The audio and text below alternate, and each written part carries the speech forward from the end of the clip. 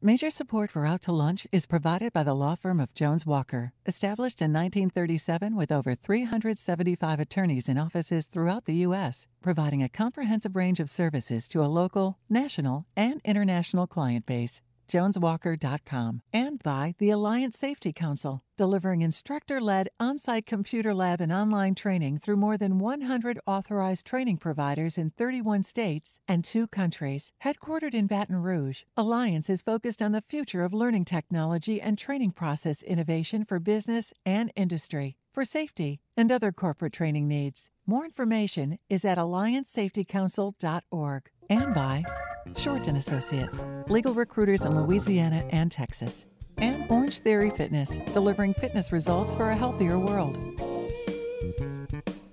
From Mansur's on the Boulevard in Baton Rouge, we're out to lunch with editor of the Baton Rouge Business Report, Stephanie Riegel. It's business Baton Rouge style. Hi, I'm Stephanie Riegel. Welcome to Out to Lunch. We talk a lot about the importance of getting in shape, especially at the beginning of a new year or before hitting the beach. But do you know what it really means to be in shape? And do you know what it really means to be healthy? It's a question local businesses and entrepreneurs are helping their clients better understand using new technologies and new approaches to fitness. Joining me today at the table to discuss this is Tiffany Stewart, a clinical psychologist and the director of the Behavioral Technology Lab at the Pennington Biomedical Research Center, where her work focuses on breaking the illusion that looking healthy, which is to say looking skinny or sexy, is not the same thing as being healthy. In her work, Tiffany uses technology like apps and games that she has helped develop that aim to improve health and performance. When she was in her teens and 20s, Tiffany spent several years as a competitive gymnast. Today, she takes her cues from soldiers and athletes about what an ideal body weight really is and collaborates with local and national organizations to explore and illuminate the idea that a body's idealized form and actual function are not always one and the same. Tiffany, this is such an important message that so many people need to hear, and I think it's such interesting. So I'm glad you're here with me today. Thanks for joining us on Out to Lunch. Thank you so much. With me and Tiffany is Hayden Clark, owner of Iron Tribe Fitness, a local boutique health club that focuses on getting its clients healthy through 45-minute high-intensity group workouts paired with one-on-one style coaching. Iron Tribe is a Birmingham-based company with some 50 franchise-owned studios around the country. Hayden opened Baton Rouge's first Iron Tribe in 2017 and has seen its membership grow as customers today are increasingly turning to that boutique health club model over the traditional all-purpose gym.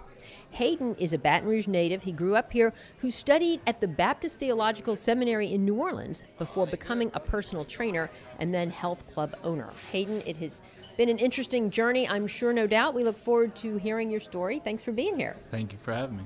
Well, Tiffany, I want to start with you because you gave a TED Talk a while back on the LSU stage that was just incredible. Your message and the theme of your research is that looking healthy is not the same thing as being healthy. How revolutionary is this message today, and how did this come to be your mantra? Stephanie, it is very revolutionary. You know, since roughly the 1970s, when we have Twiggy and coming up in the 80s with Jane Fonda, our culture has been very invested in appearance. And when that trend started, it was very much about weight and leanness. And what we've seen over the past 2 decades of research with the Army and with athletes is that long-term sustainment, not only of our health and aging optimally, but our health habits is really more complicated than that. As you mentioned, I have a history of being a competitive athlete. Gymnastics in particular is the perfect storm for these Right. these No things, question. this combination of elements, because particularly in my time, the focus was not only on being an optimal performer, but also being optimally lean. Right. And because we all have obviously genetically diverse body sizes and such, sometimes an optimally performing body is not the leanest body. And so in my time, for example, we didn't even lift weights to be stronger because one of the expectations was that we were going to be really lean Wow. for competition. But to do those optimal tricks and everything that you're training for, you have to be strong too. And so I think over the last 2 decades of research looking at our soldiers who are expected to perform optimally on the battlefield and also recover optimally, in our athletes and prevention of injury, we've learned that a complex approach of functional fitness, if you will, is key to long-term sustainment of performance. And you hear the word functional a lot more today Yes. in all time. I mean, there are even health clubs here called functional, integrated Yes, therapy. and what has happened also over those last 2 decades is that health behaviors, because our society has been very invested in appearance, health behaviors have, in a way, been marketed to us for the sole purpose of changing appearance.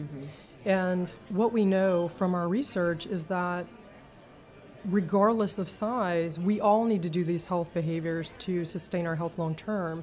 And I think that this message is very revolutionary because up until this point, we have been very focused on appearance as our driver, right, for health change. But what we're finding is to sustain our bodies long term, we need to have a very functional focus in our habits, our daily habits. Yeah. So interesting.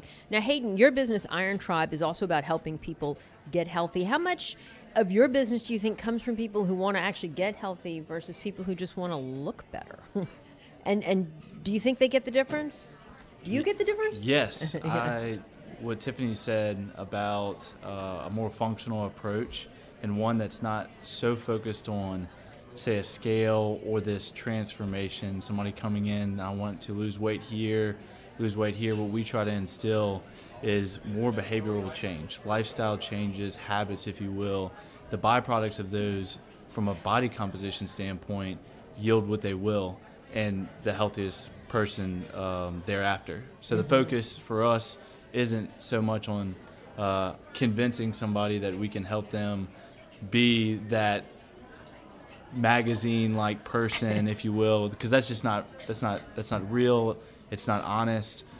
There are so many different body types, and as Tiffany said, the most optimal state of health for somebody may not be at a very lean state. They may naturally hold more body fat, and we want to educate people on that. And I think our approach really for our people, whether they're coming to us for that body transformation or they're just coming to work out and be healthy, at the end of the day, we're just trying to instill some habits and education. And we know if we're able to do that, then behaviors will change and they'll reap great benefits from it. And how do you know what healthy is for a given client? I mean, and are you looking at metrics like their BMI and their blood pressure and their overall weight and, or performance in certain tests? So or? When someone comes into Iron Tribe, one of the first things we use is a body composition scale.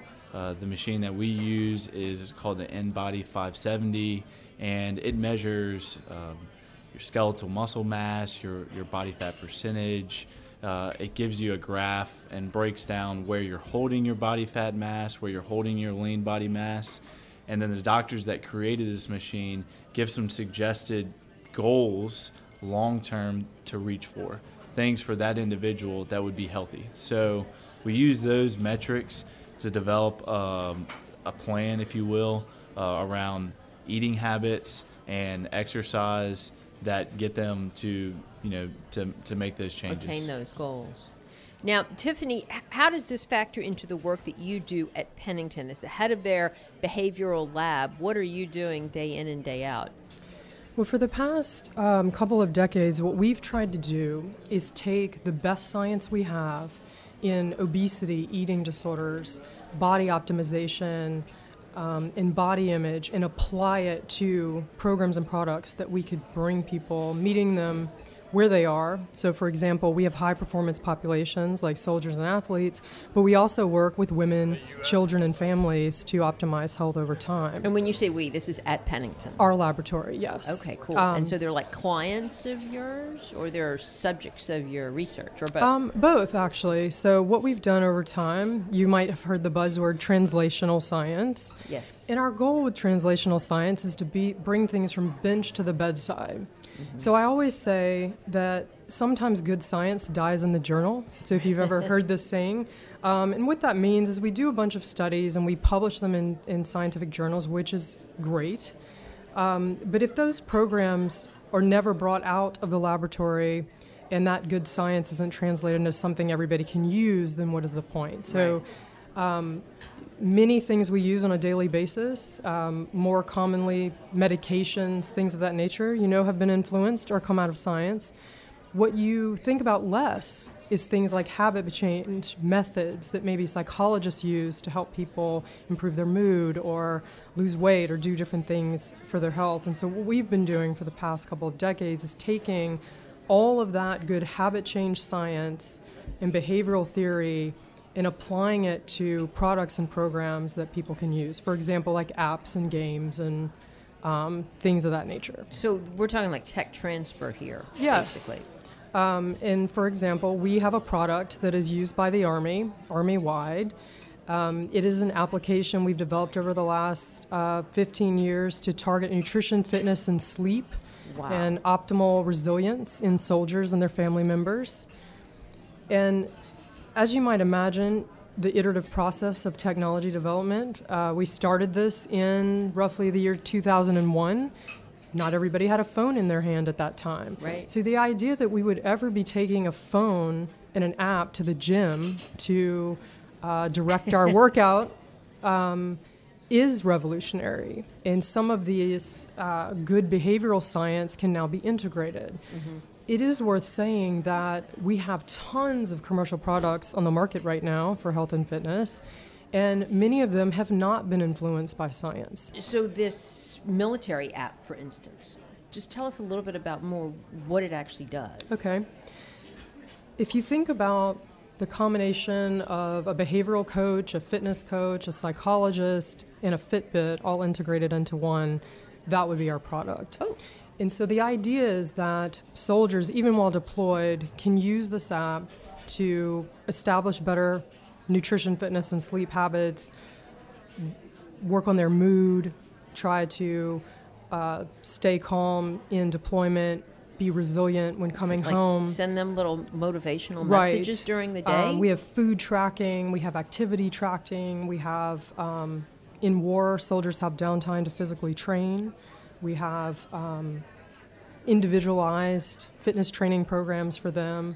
And it's all rolled up into a program that was actually based on Army standards for optimization of training. So at any given time, soldiers have to meet standards to remain in the military, to get promoted, to be optimally ready for deployment. And our app was designed specifically to help them meet those standards. So this would be an example of a commercial product for health and fitness, but tailored to a high up-tempo population. And there's nothing else out there that meets that need. And y'all actually sell this to the military? Absolutely. For how long? How many years have y'all been doing that? We started the development of an internet-based program in the year 2001. And that was at a time where we had to actually make sure that soldiers had internet to be utilized for that purpose. And if you roll the clocks forward to 2018, we now have smartphone apps and smartwatches and all of that, and it's being delivered on those platforms. You're listening to Out to Lunch. I'm Stephanie Regal. I'm talking to Tiffany Stewart of the Pennington Biomedical Research Center and Hayden Clark of Iron Tribe Fitness. Well, Hayden, what do you all do at Iron Tribe Fitness that is different and unique than other boutique fitness centers, of which I know there are a growing number here in Baton Rouge? Right. Yeah. So really enjoy listening about technology, and it's very interesting. But it's one thing that we use some technology, but as it relates to your question, what do we do differently? The main focus for me personally is to build a community atmosphere. Mm-hmm. I think that you've heard the quote from the Starbucks founder where he basically said, I want Starbucks to be the third place for people. They have work, they have home, and they have Starbucks. A place to come, enjoy good coffee, and good conversation. So when people walk in our doors, they're not another number. They're an individual. They're a person. And what they're bringing to the table, it's a lot of different things. You know, they could be a mom. They could be a dad. They could be an entrepreneur. They could be a teacher. And so we deal with such a broad variety of different people with different professions and different goals, different history of fitness. And I think what sets us apart is that relationship that the coaches have with each individual, that your name's acknowledged whenever you walk in the doors. It's something that we kind of make a standard for the coaches. Within 6 seconds, that person gets greeted by a coach by name. We think that's really important, and it really builds a sense of trust with your people. And I think building that level of trust is really important when we're asking them to make lifestyle adjustments that are difficult.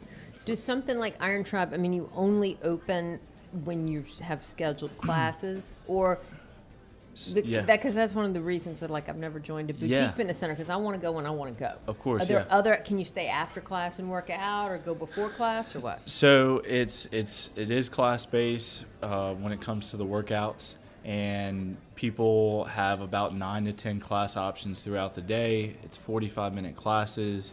You schedule through the app. It's really convenient to get into a class, but no, you can't just come in and do your workout on your own. Now, we do have outside of class times. All of my coaches are full-time, so I have 4 full-time coaches, 2 in the morning, 2 in the evening, and you can set up what's called a coach's assessment. So if you wanted to work on something more one-on-one, then we'd be more than willing to have you come in outside of class, and maybe that's you want to work on getting your first pull-up, then come on in. Now, you are the only franchisee in Baton Rouge at this point. Plans to open more, or do you have a license, say, for this whole area? Yes, or how does that work? For the area, I do plan to open at least 2 more in the Baton Rouge area.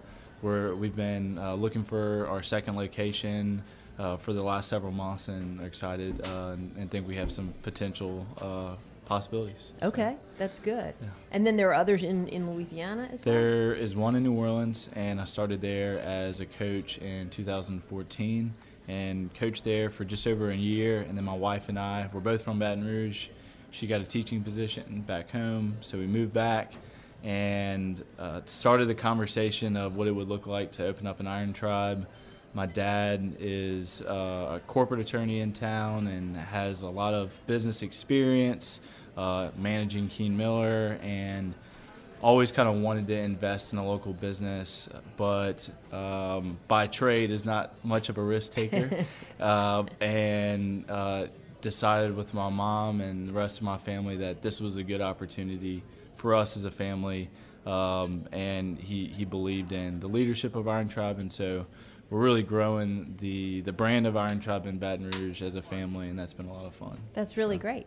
Now, Tiffany, you started out as a gymnast, as we discussed. How did you make the transition from gymnast to clinical psychologist? That's a great question.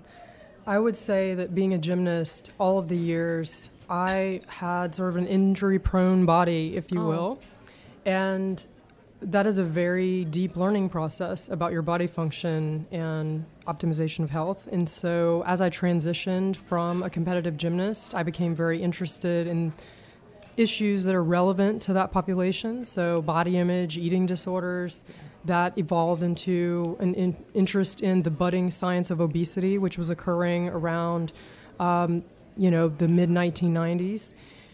And we started doing research very early. My dissertation work was on body image and how it impacted people's habits and things like that.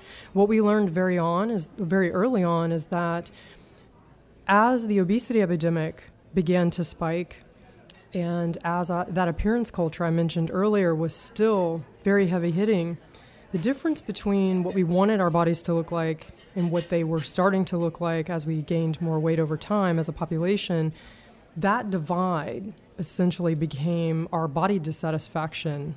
And we began to normalize this idea that we're all just sort of dissatisfied with our bodies and what they look like. And that was very early work of mine as a student. Interesting. And where this began to eventually evolve was function with injuries, things like that. As we begin to try to optimize our fitness and hit appearance targets, that can sometimes produce more injury or more limitations, and how you optimize your health when you're trying to work with different limitations is a very big challenge. Our goals of being a certain weight or looking a certain way sometimes are undercutted by these things. And that began to have us question the science. Well, what is the optimal goal? And so for our soldiers and athletes, it's definitely doing their job, right? Right. But when they're optimized and our bodies are optimized, they all look different. Mm-hmm. And can we live with that? So as you asked me earlier, if function over form was a revolutionary idea, what's happened is with our obesity culture and focusing on health behavior specifically for the purposes of weight loss, it's very important. We have a diabetes epidemic and obesity epidemic. But by the same token, everybody needs to engage in healthy fitness, healthy nutrition, and all of that. And so finding our target for long-term health optimization versus just a weight goal or versus just an appearance goal is key, because what we've learned in the science is that, and some of what you were saying actually, is that our deeper why matters. Yeah. So to get us to show up every day, what we've learned in the science is that appearance, while sounding counterintuitive, will not do that for us alone. So hating your body, for example, is Isn't enough not to get you to the right. gym? It's Not not at all. the motivator you would isn't. think it would be I'd be doing great if that was to change long-term sustainment of habit change. What we realize is that some of this fitspiration and before and after pictures and idealized body size things that we see in gyms, what happens is, while it might motivate a small amount of individuals, marketing people really believe that, it discourages a lot of individuals. So what is the greatest motivation? Is it? I think it goes back to what I was saying in terms of building that individual relationship with each person, and what she was saying, and as the coach, realizing that individual's why. What is going to motivate them? Because it may not be the very same thing as the person to the left or right, and 9 times out of 10, it is not the same thing. And it's a really difficult, I would say, thing as a coach to, there's no standard, if you will, in terms of, if I do these 4 things as a coach, the person on the other side of the relationship's going to 100% of the time see the changes that they want and maintain those things. So one of the things I always tell people, regardless of their why, is consistency with healthy habits over a long period of time will yield the greatest results. So if you can buy into whatever fitness program it is, or there's a lot of different nutrition fads out there. We don't really glue ourselves to any one of those. We're very much so about eating real whole foods.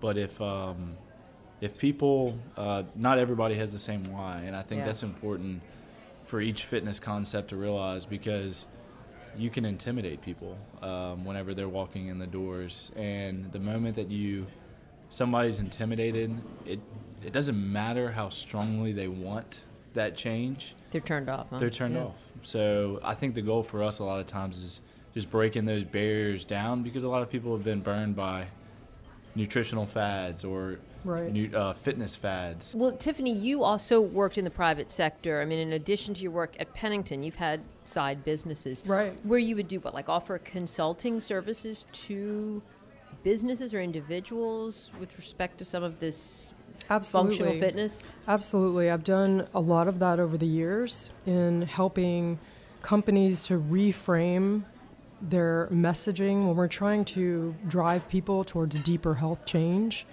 Like I said before, you were exactly right in what you were talking about in finding the deeper why. We know that when we steer people towards that deeper why, or maybe, if you want to hike into your 90s, what do you need to be doing to prepare your body for that, versus marketing health behaviors to people for appearance driven goals alone. So I've done a lot of that. We also have taken some of these technologies into different populations with these ideas embedded, these kind of science-driven habit change. I would say that from the science, what we've learned is that people who have a functional appreciation of their body are more successful at meeting their fitness goals, and once they sort of achieving more achievement of actual fitness goals and more strength or things like that, that tends to drive those habits long into our age.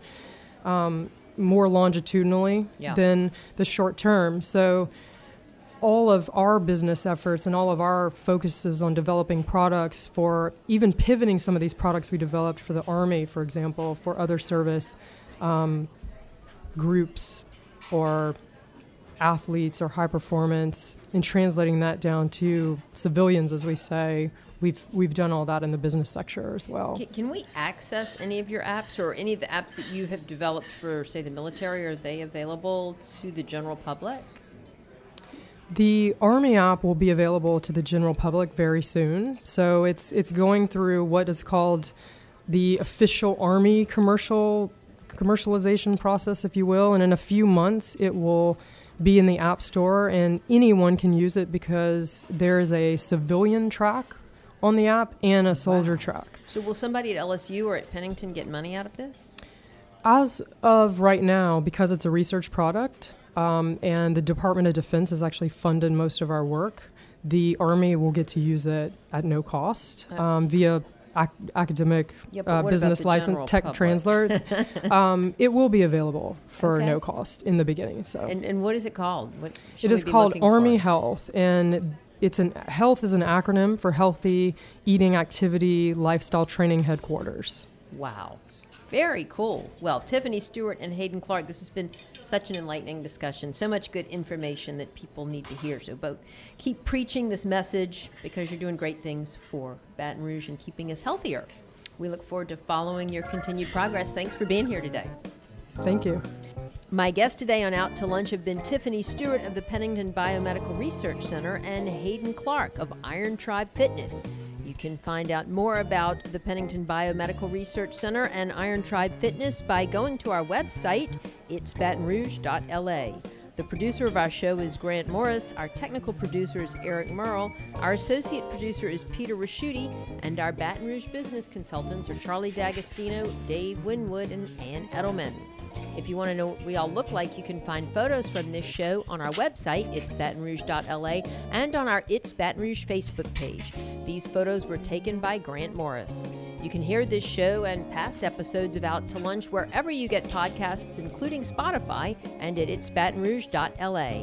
Out to Lunch is a production of INO Broadcasting for itsbatonrouge.la and WRKF 89.3 FM. I'm Stephanie Riegel. Thanks for joining me. I look forward to meeting you again next week around the table here at Mansur's for more business Baton Rouge style on Out to Lunch. Out to Lunch Baton Rouge is recorded live over lunch at Mansur's on the Boulevard in Baton Rouge.